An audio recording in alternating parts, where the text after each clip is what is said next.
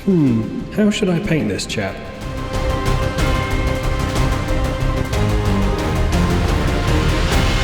How's it going on, guys and girls? Welcome back to Aquila Painting. My name is Graham and welcome to the channel. Like always, if you want to support the channel, like and subscribe for more content from Aquila Painting. In this one, we're looking at 5 tips when we start to paint a new mini. So number 1 is prep. Preparing your mini before we put any paint on it. Preparing your mini can really help with the overall look of your miniature once it's fully painted and on the table. You don't want to spend hours and hours painting a miniature and realizing there's loads of mold lines and there's loads of gaps in it where there shouldn't be. So preparing your miniature beforehand can really elevate the whole look of your miniature once it's finished. And the first part of prep is cleaning off your mold lines. You can do this with a number of different things. I use a hobby knife as well as a mold line scraper. The reason why I use both is because in certain places on miniatures you can't reach with either a hobby knife or a mold line scraper. So having both at my disposal really helps to get into those little spaces as well as the easy to reach mold lines.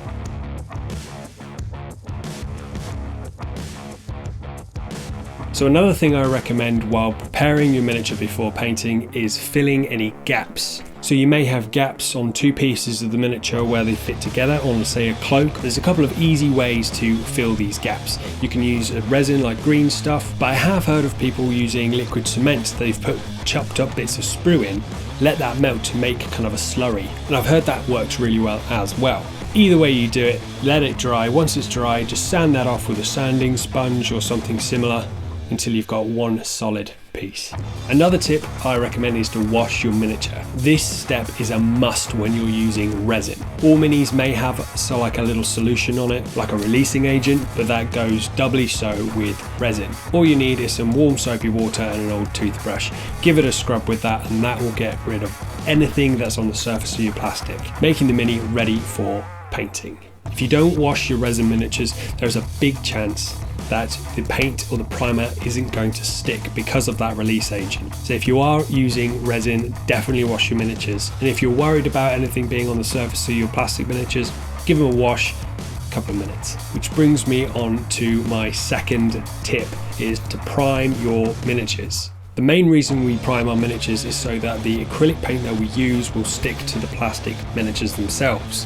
A lot of the time, if you don't prime your miniatures, the paint will just rub off, chip really easily. So what we want to do is take a primer, prime the miniature first so that doesn't happen. Now at this stage, before we put any colour on our miniatures, there's one thing we can do to boost our contrast on our miniatures, and that is giving it a zenithal highlight.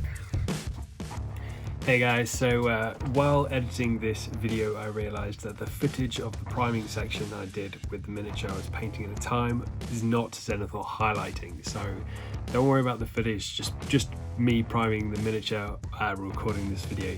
So sorry about that, but I do have a video all about priming which I cover zenithal highlighting in as well, so go check that out on my page. Now back to the video.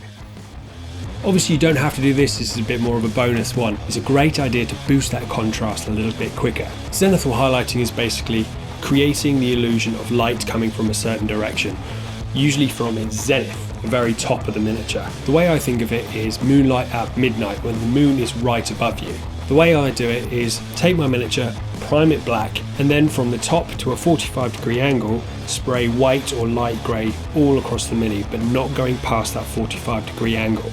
This will keep your dark areas like armpits or folds in cloaks really dark, but anything on top like shoulders and the tops of your head really bright. Having that monochrome effect before you start painting your mini really helps to boost the contrast when you add colour, especially if you're using thin layers. Also, zenithal highlighting really helps to pick out different details, so when you start painting your mini you can see what's going on beforehand.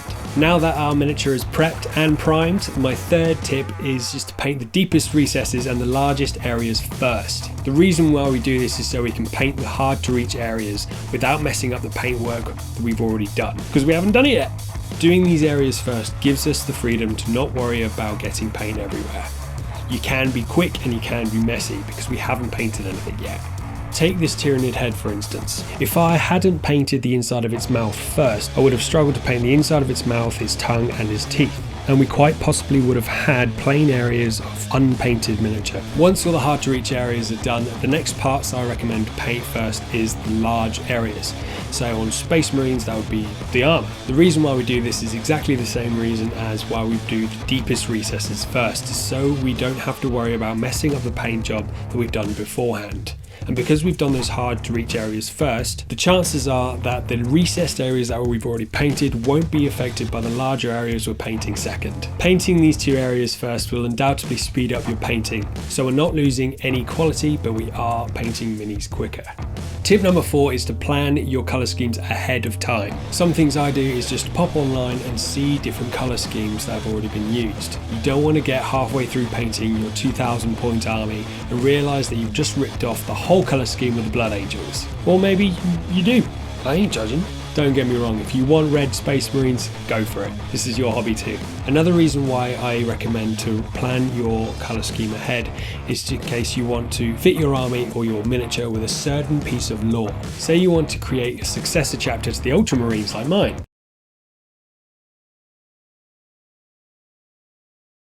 You may want to keep your colour scheme and your squad markings inside the Codex Astartes. Or you may not. Got a little bit of Renegade. Heresy! This would keep it inside the lore for an Ultramarine successor chapter, as the Ultramarines stick to the Codex Astartes. Another reason why you may want to plan ahead for your colour scheme is because it can speed up your process dramatically. Because you've already picked out your colour scheme, you don't have to worry about what paints you're going to use, what colours go with what, because it's already planned ahead. This is also a really good tip for anyone that doesn't have much time in the day to actually sit down and paint. Because all the planning is already done, you can sit down and just get straight on with the painting. Say you've only got half hour in the day, you can sit down and enjoy yourself for that whole half hour painting if you've already planned out your colours you're going to be using. Last but not least, tip number 5. Tip number 5 is paint in sub-assemblies. Now what is a sub-assembly? A sub-assembly is basically one miniature that's broken down into several parts so it's easier to paint. This ties in really nicely with tip number 3, so you can paint all those really hard to reach areas without messing up the paintwork you've already done. Because it's not done yet. Obviously with some miniatures you don't need to paint it in sub-assemblies, but if you're like me and that Aquila isn't painted underneath that big gun, you're gonna know. Just for you guys, tip number 6. Always have fun. This is a hobby, we're meant to enjoy it. If you can't or don't want to do any of these points, don't worry about it, you don't have to. This is just a little bit of what I do when I'm painting my miniatures. Do I do all of these points with every single mini that I paint?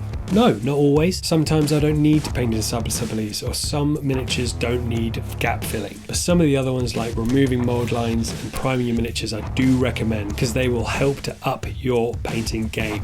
And there are my 5 painting tips for when you start a new miniature. I hope you've enjoyed the video, guys. If you like what I'm doing here, like and subscribe for more content at Burn Aquila Painting. If you want to support the channel, the best way to do it is on my Patreon. There you can support the channel from just £2 a month, and if you want to be a part of the channel a little bit more, you can. With the next tier up of £5 a month, you get Patreon shoutouts on the channel, whip updates, you can request video ideas and minis that you want to see me paint. Both of the tiers get access to a private Discord server where you can chat amongst yourselves and ask me any questions you like. So if you want to help me out, go check out my Patreon, link down below. But alas, that's all from me at Burn Aquila Painting. I hope you've enjoyed the video, guys, and thank you for sticking around all the way to the end, getting me that sweet watch time. Don't forget to smash that like button if you have enjoyed the video, like and subscribe for more content at Burn Aquila Painting, and comment below. Let me know what you think of these 5 tips. See you in the next one. Peace!